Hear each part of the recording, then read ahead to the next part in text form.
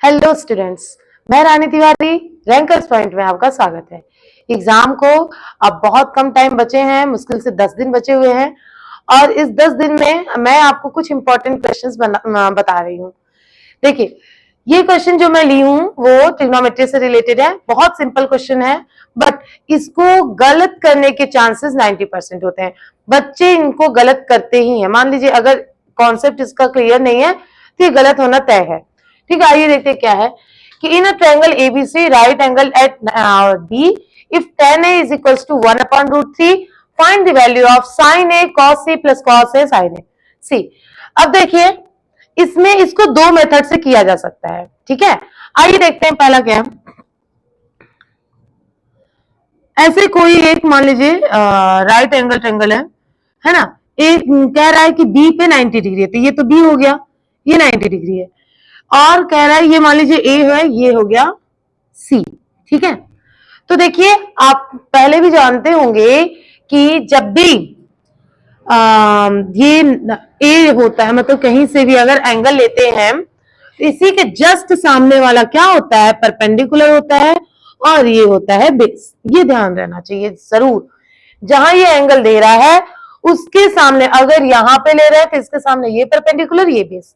ठीक है, तो जहां पर भी ये एंगल बनता है, जैसे tan ए पे बना है, तो जहां पे भी ये एंगल बना है उसके जस्ट सामने क्या होगा, परपेंडिकुलर होगा। इसका जो सेकंड मेथड है वो इससे भी ज्यादा इजी है। ठीक है, तो आप लोग पहले फर्स्ट देख लीजिए, उसके बाद आप सेकंड देखिएगा। तो फिर क्या है, देखिए, तो इसका मतलब tan a is equals to 1/√3 है ना। अच्छा, tan a होता क्या है, परपेंडिकुलर अपॉन बेस। तो इसका मतलब परपेंडिकुलर ये है, तो इसका मतलब ये 1 है, और ये बेस है तो इसका मतलब ये √3 है। तो ये निकालने का क्या फॉर्मूला होता है, तो AC² is equal to AB² plus BC²। ठीक है, AC कितना, AC² तो हमें निकालना ही है, इज इक्वल टू AB कितना है, √3² प्लस 1। तो ये कितना हो जाएगा, 3 प्लस 1, इसका मतलब ये कितना हो जाएगा, 4। ये हो जाएगा AC²। तो AC की वैल्यू कितनी हो जाएगी, 2। तो ये क्या हो गया, 2 सेंटीमीटर। ठीक है ना।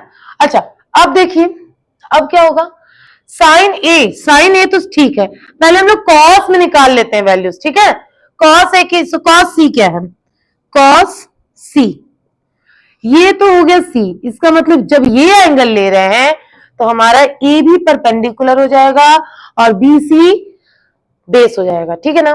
और कॉस सी की वैल्यू, मतलब कॉस की वैल्यू क्या होती है, बेस अपॉन हाइपोटेनस। तो हमारा अब बेस क्या है, 1 अपॉन हाइपोटेनस कितना है, 2। ठीक है, ये कितना हो जाएगा, 1/2। और साइन सी कितना हो जाएगा, साइन सी ये कितना हो जाएगा। तो इसका क्या होता है, परपेंडिकुलर अपॉन बेस। सी ये है, सी के सामने मीन्स जहां एंगल बनता है उसी के सामने ही क्या होता है, हमारा परपेंडिकुलर होता है।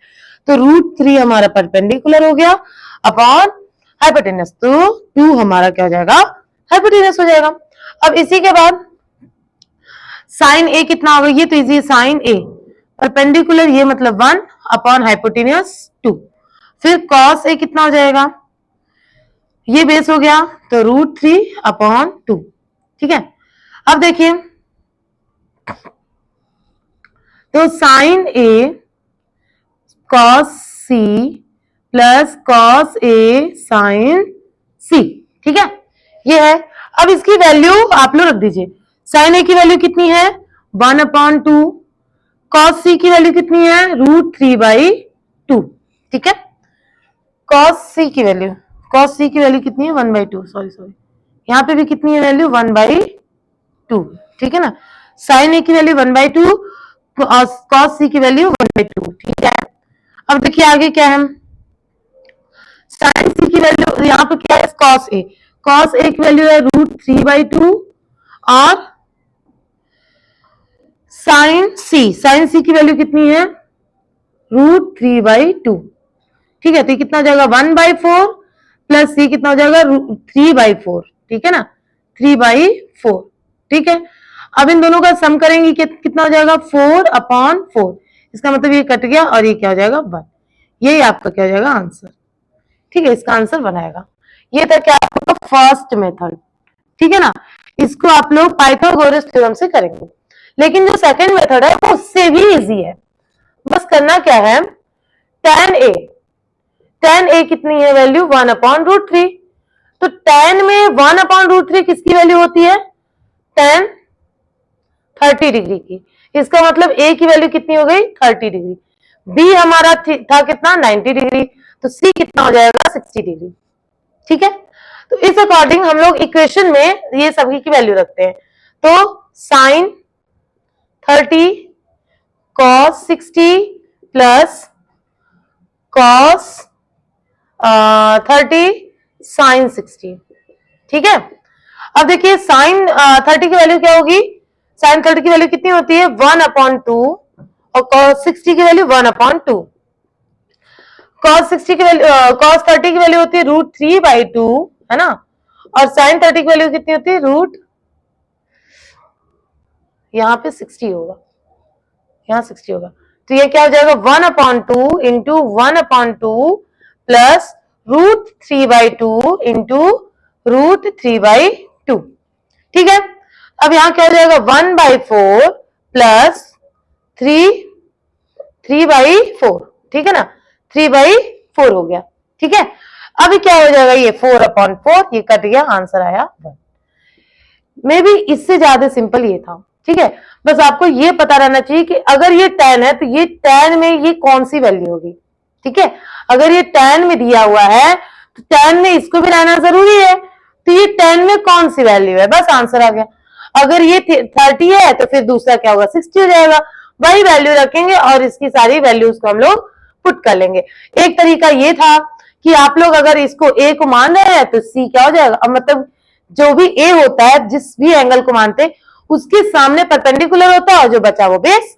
अगर हम c को माने तो इसके सामने ये बेस परपेंडिकुलर हो गया बेस, फिर उसके बाद सभी की वैल्यू रख लेंगे, मतलब sin a cos c sin c sin a cos a, उसके बाद ये वैल्यू को इसमें पुट कर देंगे और वैल्यू आ गई। दोनों मेथड से सेम वैल्यू आएगी, इजी अप्रोच है, दोनों इजी है, बट आपको जो सही लगे वो आप कीजिएगा। एक बार इसका स्क्रीनशॉट ले लीजिए।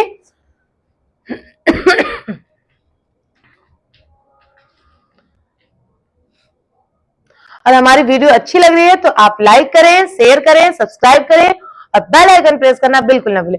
Thank you.